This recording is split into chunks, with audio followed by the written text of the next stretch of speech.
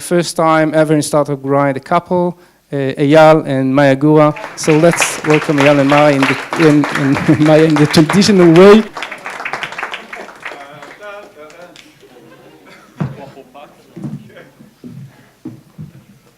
Good to see you. Thank you. Eventually. You had a birthday yesterday, a birthday party yesterday. How was that?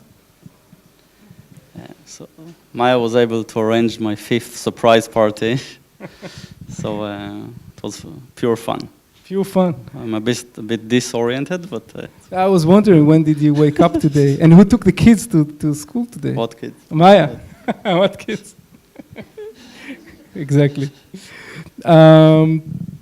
Because today we have 2 people on the stage, I will make a short preview before we start. So Eyal and Maya are a married couple with 2 kids. Eyal built and sold 3 companies, was playing a lead role in Pitango VC and established Zever Medical about 3 years ago to disrupt the radiology medical market. Maya built and sold 2 companies, studied criminology, and worked for 3 years with prisoners and prostitutes, where she realized she wanted to build a platform that will enable them to find work respectfully, and then she established Missbeez. Both are also investing in early stage startups. So welcome, and we try to do our best to have a good time here tonight. We'll start with Shana Tova lekולם. Shana Tova. We start, Eyal. You were born in Haifa for father and mother, kind of entrepreneurs. Your brother is also in our ecosystem, is an entrepreneur. And so do you feel lucky, like, being born to such a family where everything is about entrepreneurship, where you can grow as an entrepreneur? Short answer is yes. We are, I'm not sure if the word lucky is the right one, but we are indeed privileged. Many years ago, before entrepreneurship was so, I would say, popular or a buzzword, people kept asking, why are you doing this? And I didn't have any heroic answer to give. I just said, this is the only thing we know, or this is the only thing we saw at our home. So later on, I realized how rare it is, because usually during Friday dinners or any family dinners, the discussion is around whose boss did what bad thing and complains about your work and stuff like that people observe and absorb when they are kids. And if you don't have those conversations at all, and it's just about opening the new branch of my mom's pharmacist, or many stories we heard about our entrepreneurial dad, and it's fine-tuning your neural net in different ways. So we are privileged.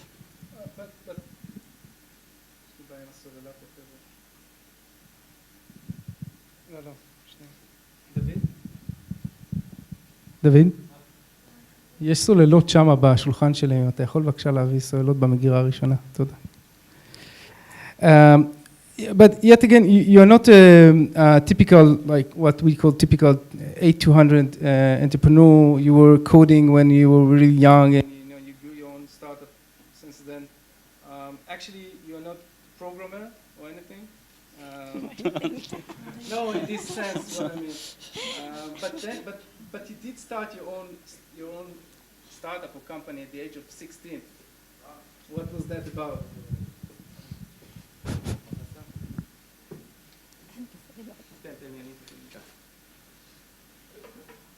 So we're speaking about the age of 16. First company, kind of company you built. So unfortunately, I don't know how to code.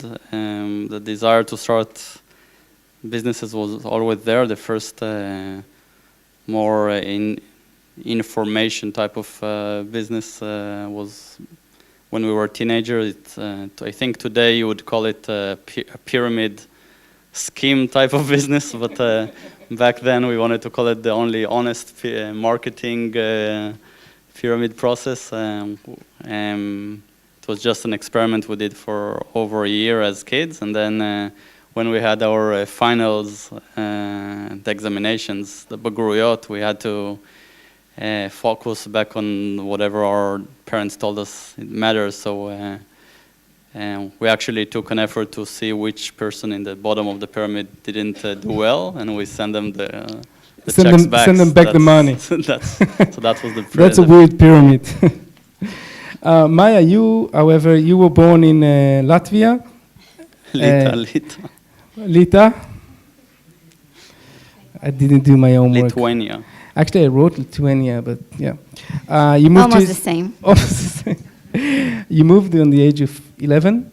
I guess it wasn't as easy for you starting everything in Israel. You didn't speak Hebrew, right, when you arrived? Yeah, that's right. I keep reminding this fact to my friends here because often, I sound completely Hebrew, so they often forget. Right. But yeah, I do have a past. Yeah.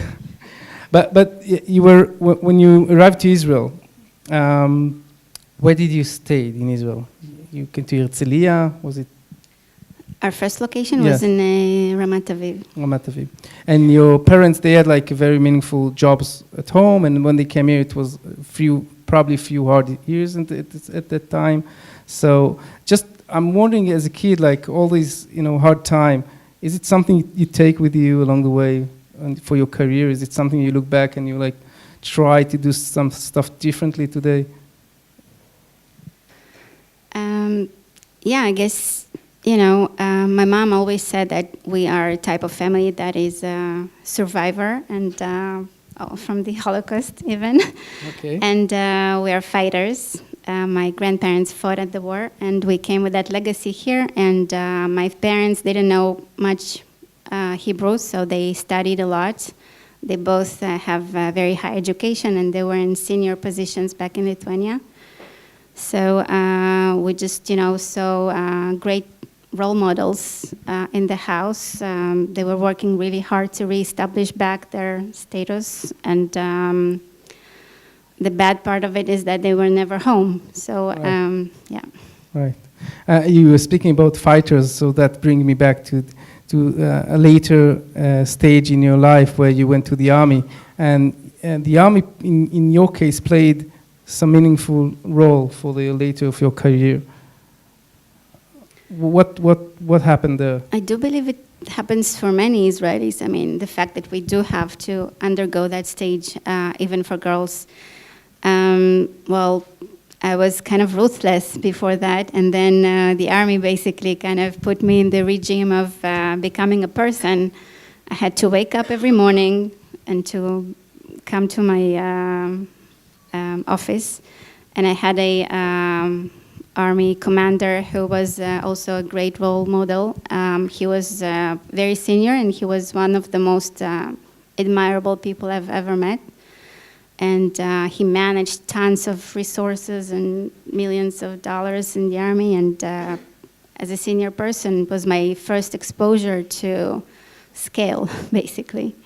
And you kept like a very meaningful kind of relationship with him, right? He was kind of your mentor later on. So since the army and after, I mean, he left the army sometimes, right? And you were still in touch. Yeah, he was the general manager of Tel Aviv. Okay. We kept in touch, and I saw him recently, actually. Yeah, I think he's always like my second dad. He was the one that was there, actually, because he was, I spent a lot of time with him, and he would always give advice and also explains why you do this and why you don't do that. And I think for the longer term, he's definitely part of who I am. Yeah. And you met Eyal, you two met around the year 2000, and there is some nice story around that. So who want to answer the question, how did you meet?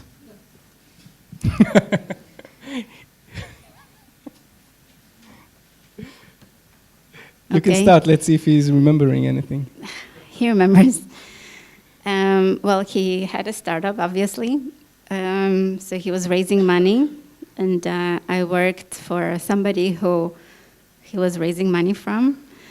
And he was very persistent, as you can imagine. So eventually, it worked. What do you mean persistent? How persistent that was? Well, I'll take a credit and say that he was very persistent with me, but the reality is that I think he was persistent with the funding. So he was looking for the investor who was traveling a lot and was hard to schedule with. So, you got a lot of no, right? And I mean, you told him you kind of blocked him, right, at the beginning, and he got a lot of no. And what happened? I mean, you understand that in order to get to the Alex, that was Alex Giladi, you have to meet with her first. So it's important to remember that back then it wasn't a formalized process with investors. So I thought this persona even, Alex Giladi, that because he was very influential in sport in Israel, he will be relevant for my business, which was back then around online recruiting, video-based recruiting for sport. No one executed on that vision yet, so if someone want to do it, it's still clear. It was pre-cloud days, pre-bandwidth days, so it was way too early to the market. And because this guy was so influential and related to sports, I thought he will be a relevant investor to pursue. It doesn't mean that he had an office with principals and associate or even a process to look on those things. So there was this young guy calling the office saying something about the internet and investment, and she had to block this guy basically so it will stop disturbing. Eventually we were able to meet him a few times. But you're jumping the juicy stuff. So we want to have some juicy stuff. We became like phone friends because I literally called like every other day, like, and so we became friends. Then we had a mutual goal to get this meeting. Run out of battery.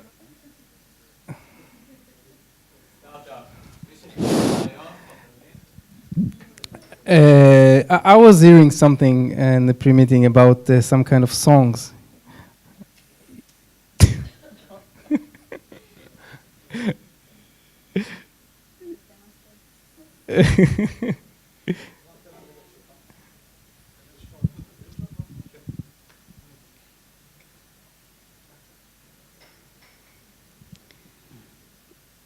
So persistent as he was calling every other day, and I have to admit that on the day he wasn't calling, I got used to his calling, and then he started to sing songs to entertain. It was fun, and eventually he made it happen. So that's entrepreneurship at the end.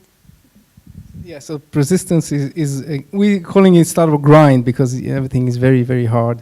And then so. The story is getting much more juicier, but probably we have to stop here, so we'll leave you at this spot.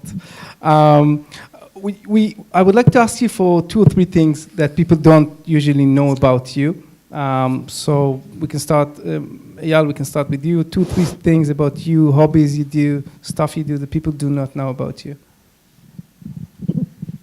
So I think we touched on this a bit before, but the typical Israeli entrepreneur is a 8-200 or 8-1 guy with very specific background of and coding and network for a specific unit. I was in the Navy, much of the time underwater in the submarines, and a very different experience than the other fellow entrepreneurs in the ecosystem. And I'm actually very proud of it, and it was very important and special for me. So many of those friends yesterday at the party, it's, like many great friends that goes with you a long time. And other things that are also more counterintuitive is that I'm, unlike many entrepreneurs, I'm an introvert, so I would prefer not to be on stage and or be the center of the event. I like to stare or watch a certain crowd from a distance. So that's, I guess, two things. You also practice Aikido? Aikido? I did practice Aikido for many years, and not now. I wish to come back soon. Is it something? For how long you're not doing that? Since my back got broken, but Okay. it's a fabulous martial art and an art. It's very philosophical, and many of the aspects are also related to entrepreneurship. So, for example, you would spend the first few years learning how to fall. And there is an entire philosophy around it called yukimi in Japanese. And just the notion of the fact that it's okay to fall, and you just need to roll over and get used to the fact, and don't try not to fall all the time, and embrace falling. And so it's very beautiful.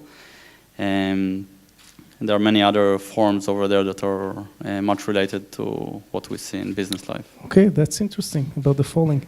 Maya, 2 or 3 things people do not know about Maya.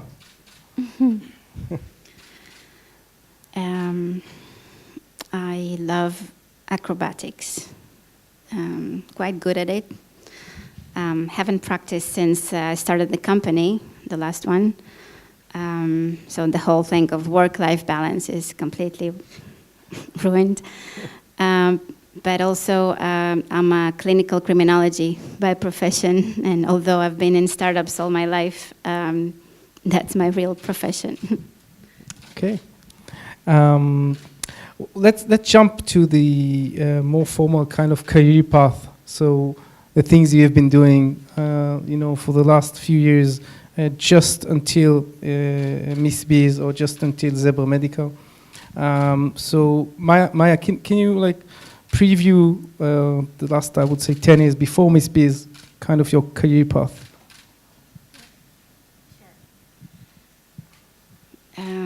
So last 10 years brings us to 2007. We were still working together at our first company, Pig Scout. And by this stage, What is a Pig Scout? Just so people would know. Pig Scout was like a police of the internet. So it was a image recognition platform that enforced digital content privacy. So we scanned the web, discovered the content, and then we compared it to this content that's stored in our database and reported to our clients whether somebody misuses their digital content, like images, videos, stuff like that. So we've been policing the web basically for many years. Then we decided not to work together. After 3 years of joint work and creation, it was better for the relationship to continue to move on, to have different topics to discuss in the house.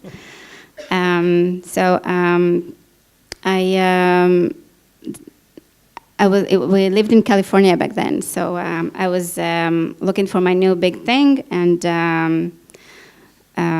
we've been a part of the community. And Eyal one day came and say, "Well, you always organize those events and parties and gifts for the friends. Why don't you make it a business and just create a social e-commerce platform, or a website where everybody can come together and buy things together?"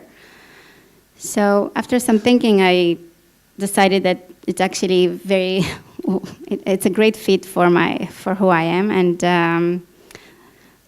started to work on it. So that's the beginning of the Gifts project, basically. But it actually started when you were bored at home, right? You were bored at home and you had nothing to do, and you told me you went to, I think that was you had a few interviews with eBay, right?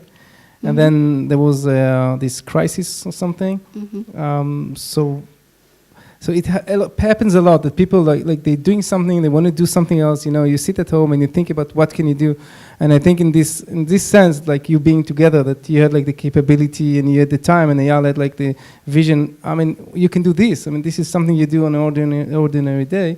It's brought you like to start a gift project. Yeah, the truth is that I always said to Eyal that I am not an entrepreneur, and start pushing me to be one. He is. He was born like that. I was never, like, my parents weren't entrepreneurs, and I never imagined myself as one and never wanted to be one. Seeing him all the time creating ideas and making them a reality was always inspiring, and so I think eventually it got me. But at that time, I was interviewing for eBay for a product manager, and it was 2008, and the crisis basically froze most of the positions in the valley. So eventually, I was pregnant, of course, and I was climbing the walls, just as you said. I was getting nuts, sitting at home, and all the yoga practices never helped. So his idea actually saved me. It gave me something to think of and to focus on, and I started to work on it alone in the house, and was very, actually, one of the happy moments, because, you know, I created something from scratch, and I strongly believed in what I was doing. So how did you start? You start coding, like your website? Well, I did that also, but that wasn't successful. Don't try it at home if you're not a coder.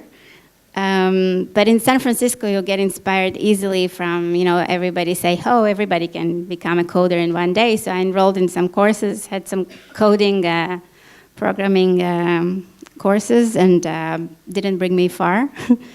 But I just created the MVP, basically, researched the product, started to create the screens, the whole process the users will undergo. So basically, I had a vision of how it's going to work. And yeah. And a few months later, you had like the vision changed a little bit, and you opened this company. You had like few co-founders, right? Yeah, we're looking for somebody else to code. So we're looking for a CTO, and we found somebody really talented, a young guy who was just graduating, and he brought a friend, and he brought another friend, and there, in a few months, we were a gang of 4 co-founders working together on this platform, and yada, yada, yada. And was that successful, working together, 4 people, co-founders? It was great. I mean, typically a co-founder is obviously much more engaged than any other employee you can ever imagine. So having 4 super dedicated co-founders was really, really amazing. Isn't it hard to make decisions when you have 4 co-founders? No, I guess it could be hard if you are not aligned, if you don't believe in the same things, and also if things go wrong. Lucky for us, it never happened. And the gift project was eventually sold on 2011 to eBay, right? Yeah. So you closed this circle, right? Yep. Just like let's jump for today. Today, your new startup for the last 2 years, that is Missbeez. What's Missbeez about? So after eBay acquired my company, I went to volunteer in a rehabilitation center for ex-sex workers, and studied criminology, and worked in a prison for 3 years. And during this time, I actually learned a lot about the population that is less privileged than we are. And these people actually never have the opportunities, not even close to opportunities to what we have. I really started looking for ideas how I can scale a platform to create training and job opportunities for those people. So it's not easy, because social entrepreneurship is typically even harder than the regular one. I ran through some ideas, I had some brainstorming, and during the process, the inspiration, of course, is sitting next to me. He read in this article in Inc. magazine about platforms that are marketplaces that basically connect people that have a lot of time but not enough money with people that have a lot of money but not enough time, which sounded perfect for what I was looking. And this is how Missbeez started. Basically, it's a marketplace that connects busy working women to self-employed professionals. We started with beauty as our first vertical. So if you are a beauty professional, you can easily get a lot of customers, grow your business, become successful on top of the platform. And today you work in Israel, right? Or is it like Tel Aviv mostly? It's Israel, Central Israel, and London. And London. Okay, great, thank you. Eyal, so after the army, submarines, like in the end of the army, you already started really building your own first company, which you spoke about. It's Scouters. Just take us, like, preview of what you did since then. So right after the military service, we founded the Scouter, which was this online recruiting platform for sport. It was a failed startup experience, much lessons and experiences, but eventually this startup got shut down. But you actually raised money for this startup as well, right? Yeah, we had the initial seed funding from a US-based company that stopped wiring the money once the first .com boom happened or crash happened. So it was a pretty intense experience right after completing the military service to be confronting all those talented employees and tell them we need to shut down the business and let go of the team. So that was the first entrepreneurial experience. And you work really hard at that time to bring back the money for everybody. Yeah, as a student, I put a lot of effort and work to try to pay back the employees. It's not easy if you're a student, but it is something that I'm appreciative of because in many of the cases now, especially in bubble times like today, people are addicted to valuations. Are we in a bubble time today? Of course. Wow, what kind of bubble? Many bubbles. Yes. Name a few ones. Okay. So people get caught into the valuations and into the buzzwords and how cool it is to open a startup. But I think only if you are one day away from paycheck days and you don't have the money to pay to the team, or if you really need to shut the business, only then you can really understand what all those spreadsheets mean, what is all those cash flow reporting that your investors are asking for, but it's hard to convey it if you don't experience it. Later on, we founded Pig Scout right out of college, the IDC. So we were part of the second class of the Zell entrepreneurship program back then. So me and Ophir Gutelzon, my co-founder, we founded the company. And it grew to become this image monitoring business. It was pre-cloud days. We had to build a huge server farm of hundreds of servers. In Israel, right? In Israel, there was no GPU at the time, so the ISPs, the Israeli ISPs, they were used to host websites. They kept calling us during the nights, how come there is smoke coming out of your servers? Because we use the CPUs 24/7. So many interesting experiences. There was no Google Cloud or Microsoft Azure or Microsoft Accelerator to give us credits during an accelerator that wasn't exist yet. So it was pretty intensive, but the company was successful actually quite immediately after we founded it, and became cash flow positive. And we grew the company to almost 75 employees, I think, and then it was acquired by Getty Images. that up until very recently had their R&D center in Israel. And then during this time in San Francisco, we founded the company called Pick App that was licensing high quality type of content to bloggers in an affordable manner, meaning free. And in exchange, we got ad unit on their blog. So we built a small ad network around that. That company was venture backed, unlike Pixcoat, that was only friends and family. It was acquired also at 011 by Vibrant Digital. Then we had the Gifts Project experience, which was mainly Maya and then my brother Ron and Matan and Erez, the co-founder, driving it. And then a few years of venture capitalism. So yeah, so before the venture capitalism, that was like the year of 2011. We spoke about that. Anyone that was here in Israel at that time, I think your names appear in the newspaper like month after month. You sold 3 companies in a few months. That was. So back then, after you sold the last company, so I know, Maya, what you did. You just said you left the startup, ecosystem, went to do something more. I would say something from the inside. What did you do at that time? I mean, everybody probably were looking for you to come and work or co-found or do something with them. So where did you go?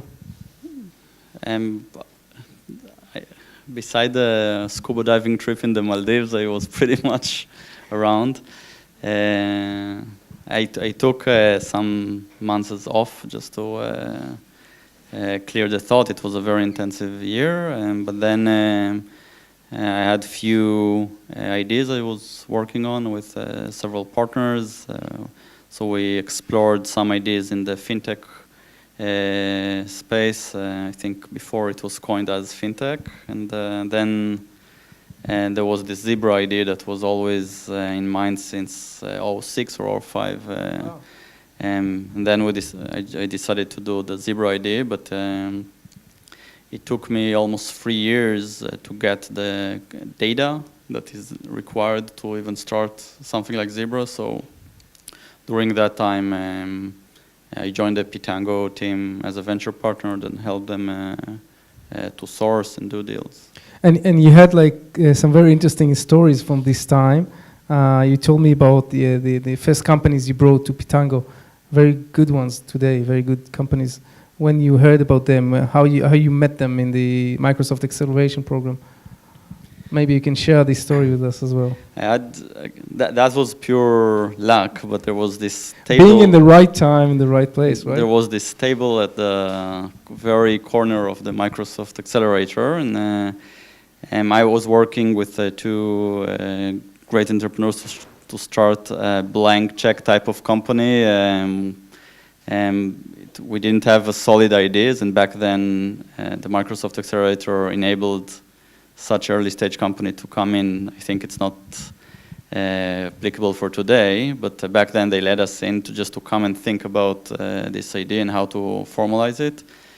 At the same table, on the left side, there was this young company called AppsFlyer, which with Oren and Reshef. I think Oren was a guest here in previous events. And they didn't quite understand back then in the first months what they are doing. It sounds like tracking, mobile apps. But then every other hour, I would hear Oren go live on a call with an app developer or a potential customer and close a deal. And I was like, again and again and again, what is with this guy? So that was AppsFlyer. And then on the left, on my right side, it was 2 young brothers creating an app because their dad was diabetic and sick, and he just double dose of insulin to himself, and they took an oath how to prevent other dads or moms not to take the double dose or to adhere to their prescriptions. And it became MediSafe, which is today the leading company in pill adherence and drug monitoring in the world. And because of this table, we got the luck to both invest in those companies and also later on to bring them to Pitango for investments.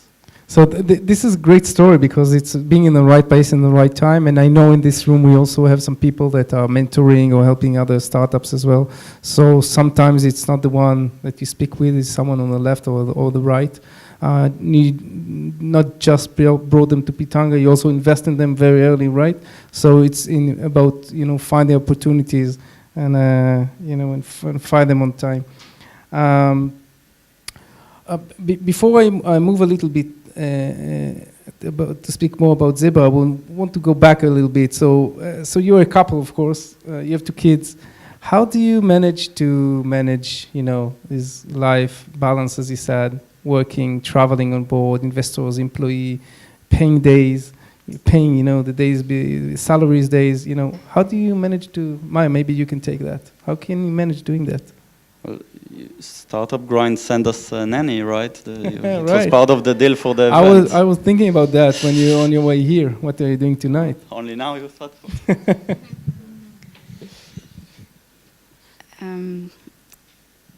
Honestly, I mean, the easiest answer for me is it's like a fact from the very beginning. It's given. It's never been different. But on a daily basis, and to make it more approachable, we take turns, basically. We are good friends for many, many years. And we enable each other to grow during different times. So some years he is working harder and he is less at home. And some years it's me. Basically, the CEO role specifically takes a lot of effort, so we try not to CEO together.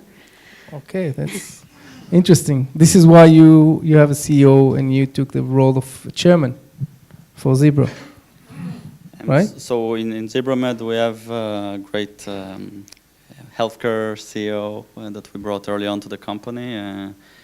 And part of the consideration with that, but mainly it was around bringing the healthcare professionalism to the company. And also you told us that it's something about balance of where you live, where you grow your children, the school, and your offices. Everything is really, really close to each other. And so because it's a zero-sum game on our time, it's on everyone's time as entrepreneurs. So we tried to optimize, and we created the Gura settlement. It's inside the green area. So so we just placed our offices. Hearing from you, Gura settlement is something you would do not want to have on a video. So I know. No, I was actually asked. I was at the Goldman Sachs healthcare conference, and they asked me, "Why did you start Zebra in this settlement, kibbutz frame?" And I had to spend 10 minutes just to explain them like the kibbutz. It's not necessarily a settlement, and what's the differences. So anyway, we try to keep our lives in terms of kids, schools, our work and home very close by. That's the grand plan. Maybe Eyal, maybe you could. We didn't speak enough about Zebra. Maybe you can give us another glimpse about what Zebra does and how important is it to all of us, basically. So at Zebra Medical Vision, we're trying to teach computers how to read medical imaging scans. So I'm sure each one of you have this experience personally or with a loved one or a relative that you go to a procedure or some urgent clinical matter, and then your life suddenly are on hold because you wait for a radiologist basically to give you a feedback on your scan, whether it's an MRI, a CT scan, an X-ray, an ultrasound. So today we're in a situation where we don't have enough of those experts in the world. The number of radiologists is pretty constant. The number of universities, the number of teaching professors is pretty constant. Yet 2 billion people are joining middle class worldwide, meaning they are going to be treated, they are going to be going to hospitals with the best equipment.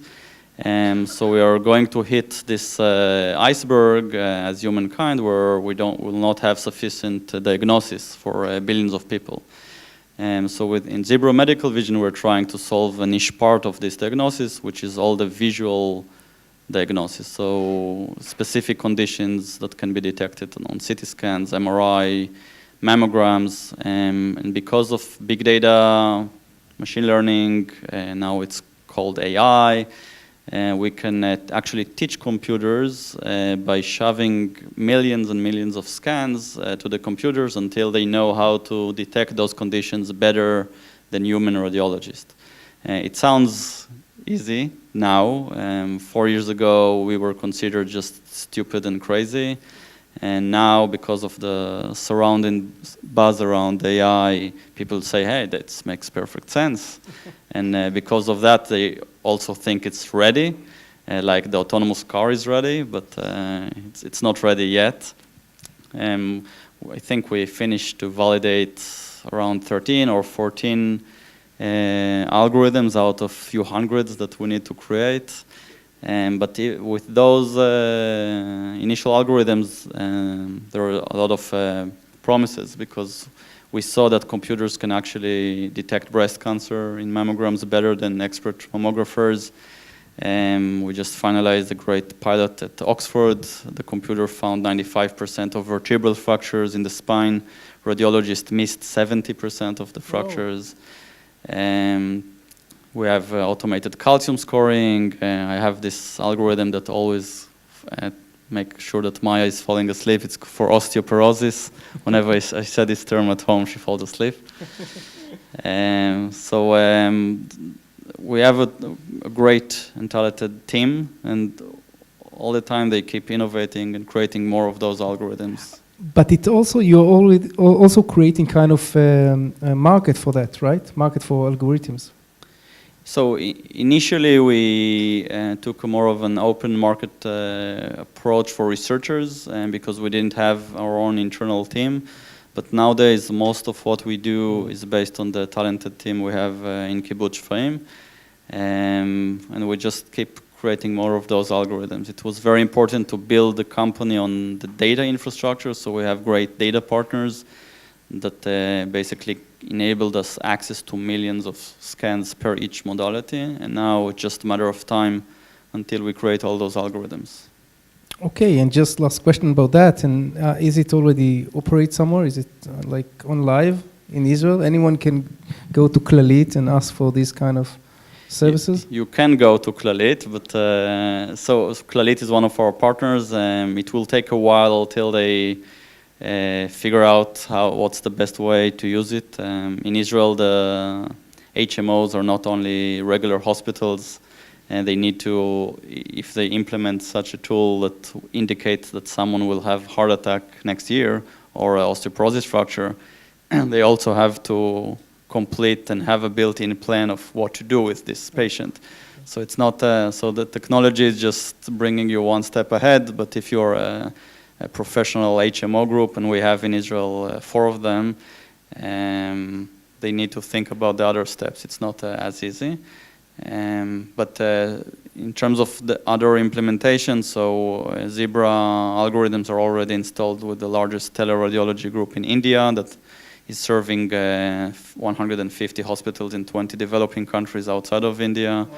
Wow. Assistant Public is the largest network in Paris.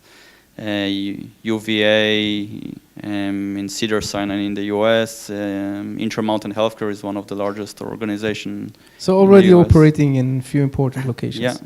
Okay, great.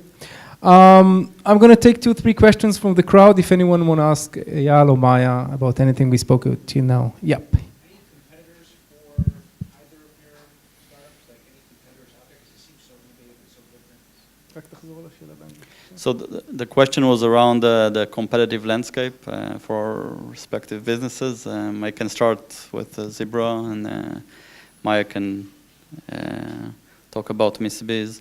So in the last year or so, in terms of Zebra, we saw a a new race or a new herd of many different competitors. Over 12 companies started in the last, I would say, 16 months, just to do whatever we are doing in the last 4 years. It started to make sense to people because of what we discussed earlier.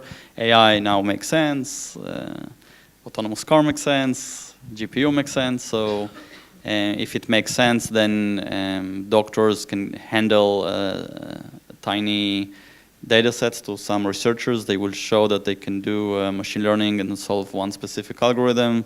Then they can go into accelerators. VCs will give them their seed fund. So it's amazing to see how from no chance it will never happen to 12 companies raising around $100 million in the last 12 months, all in 4 years for a new field. You know, last event we had the Eyal from Banco, and he said the reason they raised $153 million in 2 hours is, and everybody was so surprised, is because they were there for 6 years. They investigated for 6 years the market. It's not just pure luck. So I would say, in your case, you investigated this market probably more than 4 years because you've been thinking about that long before.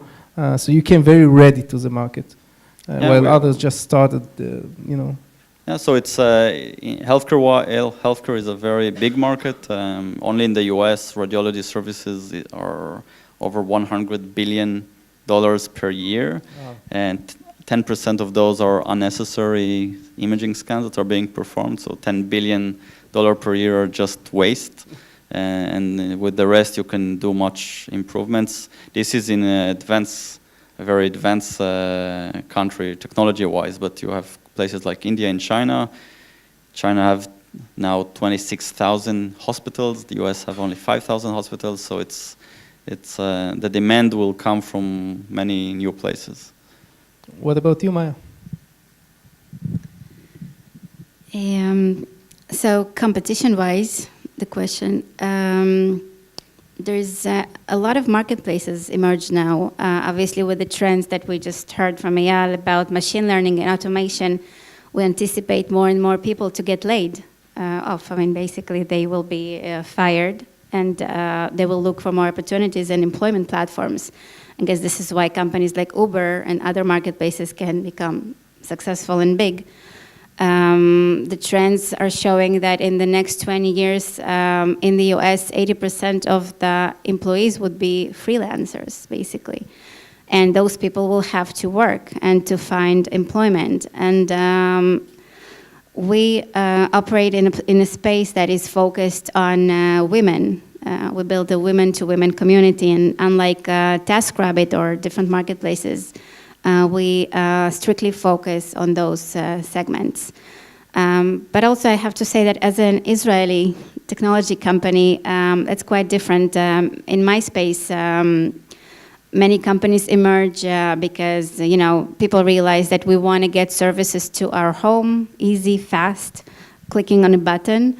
But not many people are capable to build huge platforms, sustainable, that are ready to start traveling overseas and expand fast. So there is still a big difference between one beauty little salon that can send a beautician to your home to a platform that can mobilize thousands of people in different locations. So Missbeez is more of a services company or a platform company, technology company? It's definitely a platform. We just connect people on the platform.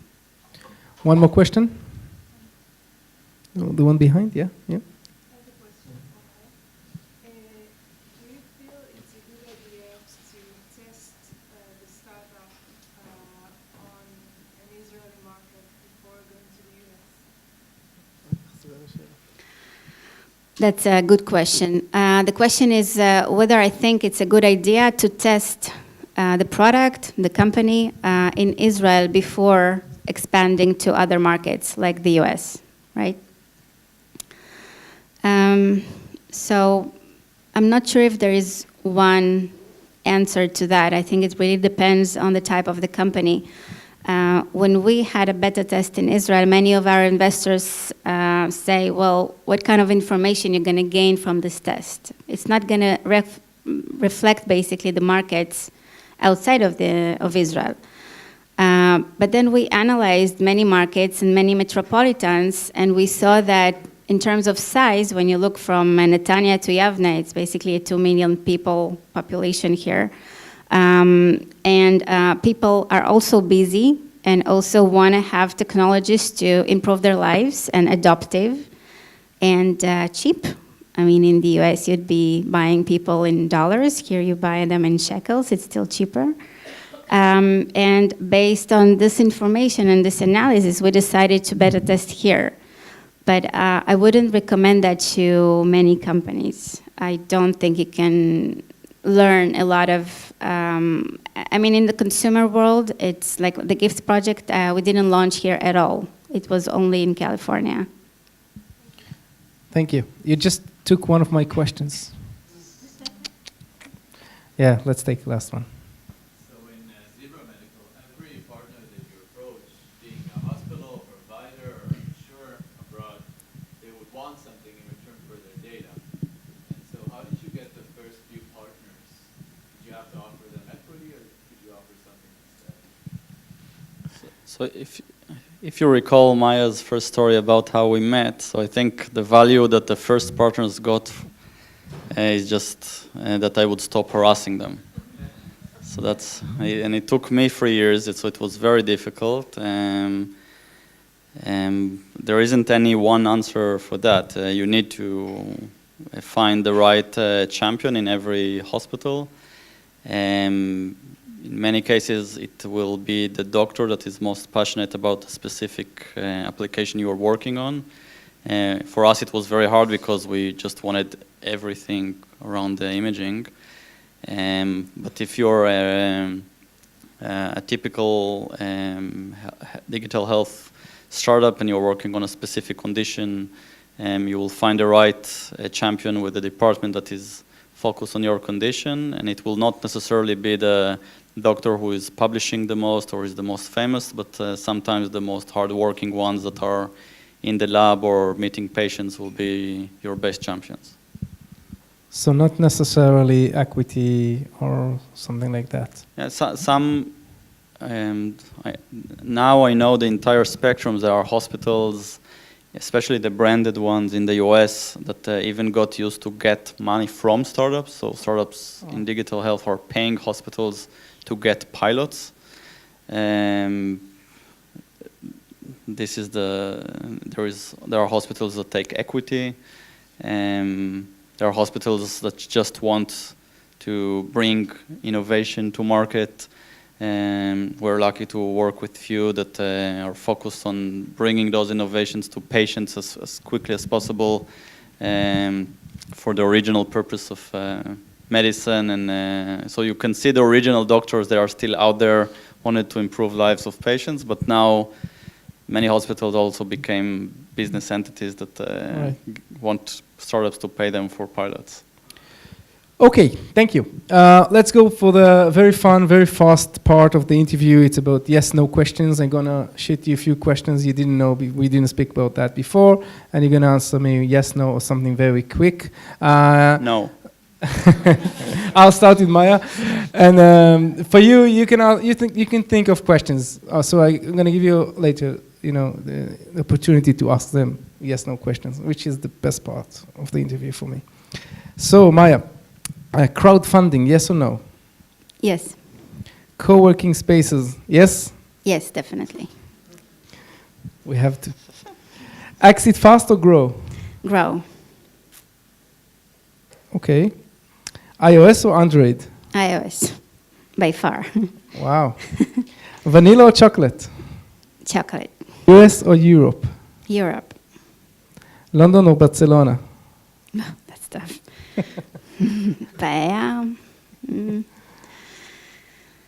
Barcelona. Barcelona. Okay. Let's take a minute about that. So you started in London. You started a big operation in London, and now you're moving to small. It's not really small, but smaller cities like Barcelona and maybe Paris or something. Not really small. Paris is 10 not million small, people. Right, yeah. Not Barcelona. Barcelona is 3 million, and Madrid And basically, one country gives us two big metropolitans, so it has an advantage. But you know, my blessed husband, he taught me you don't always have to choose. You know, I'm flying tonight to London and next Monday to Madrid. Wow. A rock concert or a ballet? Rock concert. Rock concert. Okay. Eyal, team or single entrepreneur? Team. Business plan, yes or no? No. Patent, yes or no? No. You don't have patents for Zebra Medical? You wanted to make it short, but for early stage startups and first-time entrepreneurs, I would recommend not to waste time on this months of paying vendors that are trying to recommend you to do patents on everything, and just to focus on the execution. Once you will be very big and very successful, someone might want to argue that they invented whatever you're doing first, and then you can have the Samsung versus Apple patent lawsuits, but that will happen only when you're big and successful. Going to the sea or a swimming pool? See, Coca-Cola or Pepsi? neither. Neither. Are you more of an entrepreneur or an investor? I think entrepreneur. Entrepreneur. Would you ever be only doing entrepreneurship and not investing anymore? I like to do both. I think at a certain age, people don't have the needed grit to do to keep doing what they're doing as entrepreneurs. I think I still have a few more years to go. But then I really like investments and to help other entrepreneurs as well. Entrepreneurship, school, or is it part of your DNA? I believe you need to be born with the clinical condition of trying to fix things in the world and really push to do it. There are very good schools where they can give you tools and lesson learns and a network, so potentially you will make less mistakes, but you still need to have this scratch in your brain. Right. Okay, last one, China or the US? Or I'd say US or the East side. I think the future is in the East. Okay, thank you very much. Yep. Anyone want to shoot questions? Yes, no questions. It's your time to shine. Hi, Gailey. Hey, pivot or go for the long run? Pivot or go for the long run? Pivot or the long run? So usually smart founders pivot when they understand that the conditions in the market or their cash conditions or other conditions emerge for the pivot. Many of the great companies of the world created because the founders did the pivot, and if they would have tried to do the stupid long run, then they would just hit a wall or run out of cash. And so smart founders just need to be honest with themselves, with their teams, and make the right decision at any given time. It's not either or. Anyone else? Yes. Okay, Shfaim or Silicon Valley? Maya, Shfaim or Silicon Valley? That's quite easy. The valley, of course. I hate Shfaim. No, I want to go to Tel Aviv. Forget Shfaim. At least Tel Aviv. He keeps me close to the house. It's a joke.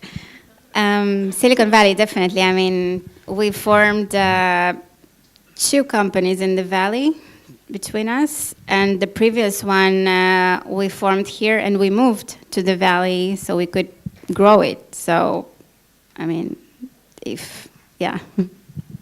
That was a great question. Anyone else? Yeah. Can I ask just a follow-up on that? Like, are the people in the valley as helpful to each other as the Tel Aviv ecosystem? I mean, it's a totally different animal, right? America, everyone for themselves versus Israel. That is true. I mean, if he said Tel Aviv or Valley, I would maybe react differently. But you raise a good point. He asked whether the ecosystem in the valley and here is any different. So it is, of course. As a third-time entrepreneur, I feel that the ecosystem here is a great resource. I mean, it's endless. So many people went the same road or travel the same road that we just started to travel again. And there is no need anymore to make so many mistakes. You can ask around and people are more than willing to give you help. I mean, it's a very, very useful, great ecosystem and nobody else has it, really. We are unique in that sense. It's a great opportunity. Use it. Just to add to that, I think the caveat is that as Israelis, we have a huge advantage coming to Silicon Valley because of the Israeli network there. So you have people there like Oren Zeev or Yasmin Lukatz with their Icon organization, and they are just purely connecting people all the time and helping people. And if you are just someone from Ohio or Utah with a great idea trying to come into Silicon Valley and create a network for himself, it will be much harder for you than coming from Israel, whether it's from Shfaim or Tel Aviv. I want to dig a little bit and ask for tips for entrepreneurs. We have a lot of entrepreneurs in the room here, probably 60 to 70% in the room are entrepreneurs, early stage. So we start with you, Eyal. How important is it for a startup to choose the right investors? And would it matter if it's a local investor, like Israeli one or a global one? So startups are all about those type of partnerships. So you're forming relationship with vendors, with your co-founders, with the initial customers, and with investors. And which one of those stakeholders you need to be very picky because some of them are crucial to your success, and you also need to show them value all the time. If you bring the wrong founders, or if you bring the right founders but can't keep them, or if you bring the wrong investors first or bring the right investors but can't show them value, the relationship will go sideways. So it just, you need to look on those things as stakeholders, not as like one pivotal moment where the right investor comes and save your day. But I was under the impression that you, after doing such a successful things in the past, you would raise very easily money from Israeli VCs for Zebra Medical. But yet again, you raised your first seed from Silicon Valley. Why was that? So back in the days, which is not so many years ago, investors in Israel were not ready yet to invest in digital health. Like 2 years ago? No, I started to think about Zebra or execute it on 2011 and then 2012, and in 2013 we started to think where should we get the funding from.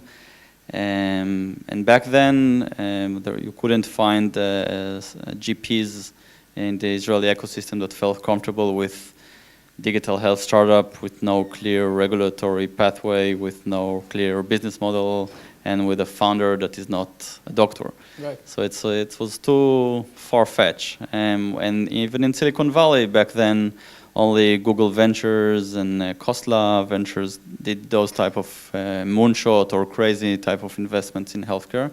And we were privileged to got to Vinod on time. It was right after he published his thesis around algorithms replacing 80% of what doctors are doing. And this is how we started the relationship. It's his first investment in Israel, Vinod Khosla? I don't think it's their first one in an Israeli company, but it is the first seed stage or early stage investment they did as a lead. Maya, I'll take you on the next one. How important is the founder for the success of the company, and should the founder be the CEO of the company? Really? Who else? Is not. Well, I think it's very important, at least for the initial stage. I mean, he maybe chose not to be a CEO, but he's around and he's really involved, and he works with the company. So I think for the early stages, before the company is safe and on the path to growth with the solid business model, I think it's essential to have the founders in the company. Could you try to elaborate? What do you think is the most critical thing for a startup company to succeed? Like, if you try to filter everything, what's the most important thing for the success?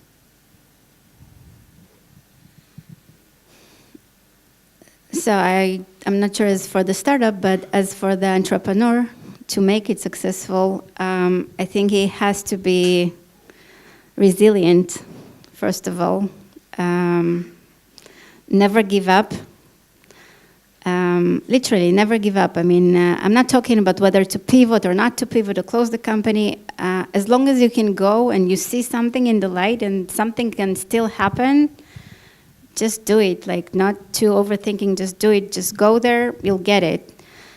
And the last thing, and I had a discussion with an entrepreneur here also, I think at the very first stage, it's very important to get the right people on the bus. I mean, the co-founder, the initial team has to be the right team. Only with the right people you can go to the moon. So resilient and the right people, the right team. Okay. Yeah, the question is how to scale. So company here, starting their own startup, like probably locally, or maybe with some kind of beta application. How do you think companies should scale up? Through online marketing, through vendors, through partners, OEMs, or whatever? So the answer is very based on the company. So if it's usually good scaling happen when you have a product market fit, meaning that the core team and the core product are in line with what's going on in the market. In many cases, we see companies that are rushing into scaling because their investors told them, especially with Israeli companies and foreign investors, they tell them, go to Silicon Valley now, or you need to open your US office now, or you need to hire your experienced VP of sales in Europe now, and or we will not fund you unless you will do that. And then we see many companies rushing into scaling mode, even though their team is not aligned yet, so the founders barely know each other, or the first 10 employees still don't know the next 10 employees, and they don't know how to work together well. This is on the HR side. Sometimes there is premature scaling on the product side. The product is not what the market really needs.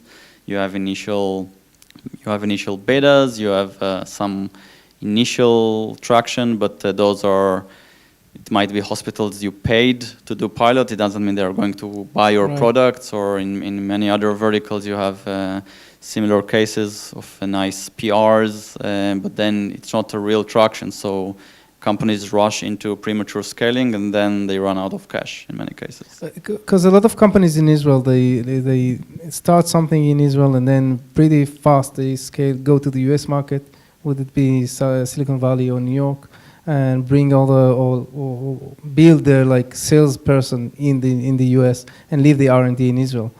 Is it something you think is wise to do? It's for Israeli companies, it's usually a must-have because we don't have a local market.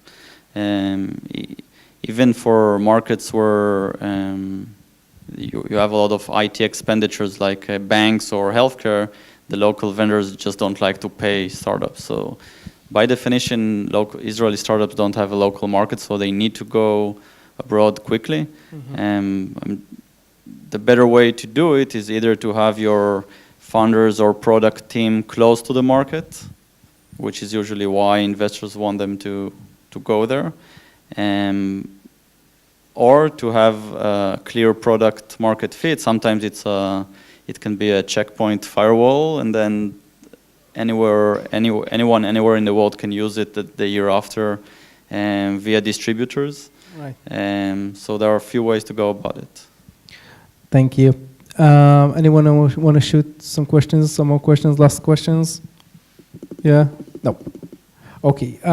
So we're going to just to finish up with the interview. I want to ask you about social involvement. Maya, we heard about stuff that you did, which is it's kind of social involvement. Also, the platform I think that you build is like it's not. In my opinion, it's not just to revenue, to make revenue. It's just more to help people to find, the place to make a job. And Eyal, you are pretty engaged in a lot of stuff in the early days in IDC, but then later in other stuff that you did and you're still doing. Maybe you want to elaborate a little bit about social involvement and things that's important for us to share. Anything specific? Meet for specific. We are involved in few non-profit organizations. One of them is Latet, which I hope many of you donated during the holidays. And now Latet is trying to fight poverty in Israel and what's called food security. They coined the term, just to make sure everyone have the suffice amount of food they need, also with Holocaust survivors in Israel. Meet is a great organization founded by a friend of us, Asaf Harlap, and Nadi Noor, and they are helping Israeli and Palestinians, teenagers, to study technology together and make friendships. There are many success stories, almost 300 alumni now of those programs.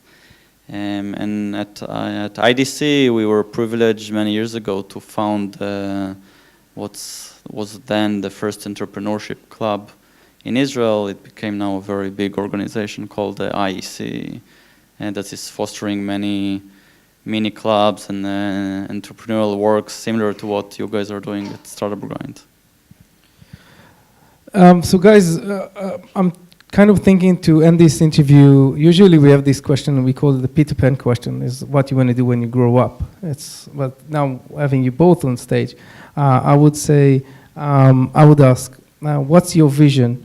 First of all, as for your each of your company, what's the vision like in 5, 10, 15 years from now, if you can? And second, do you have kind of holiday when you forget everything and go as a family like abroad and put everything behind you? This is kind of, I mean, you have to have something like that, right? You touched on a very sensitive topic. Like we were in our last few holidays, we just talked about it because I was constantly blamed in the last 10 years to ruin each one of our holidays with important and urgent calls with customers or investors, or it's always a new funding round right on the holiday and stuff like that, or the vacation. And luckily, in the last few vacations, she was ruining our vacations, and it wasn't me. So a bunch of friends that are traveling with us, they remembered. So is it possible for you to take a week off or 2 weeks off? Is it possible? You know, you mentioned being in the right place in the right time, Right. and it never is. Okay. What can I say? Yeah, life is bigger than us, and you never can plan ahead so much. And things have, you know, the tendency to happen when you expect the least. So, yeah. What's your vision for Missbeez the next 5, 10 years?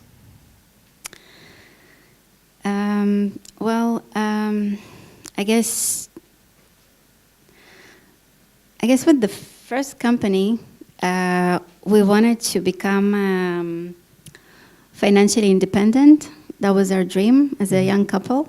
And with the second one, I wanted to create something that I feel belong to, like a community or something to be a part of.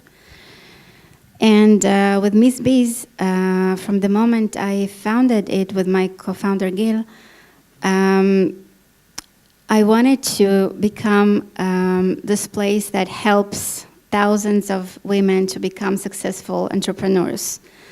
And now this is my passion. I mean, I'm a mentor at Sigma Labs, and I try to help as many entrepreneurs as possible.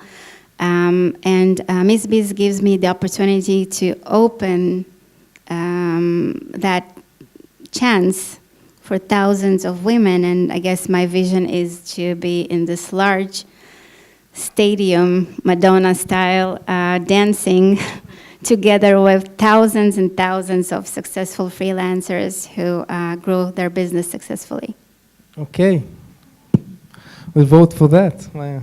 Sounds amazing. Bring me for the stage, you know. I mean, I want to be in this stadium when Madonna is singing. I don't know if Madonna, but someone else. Eyal, what's your vision for ZebraMed in 5-10 years?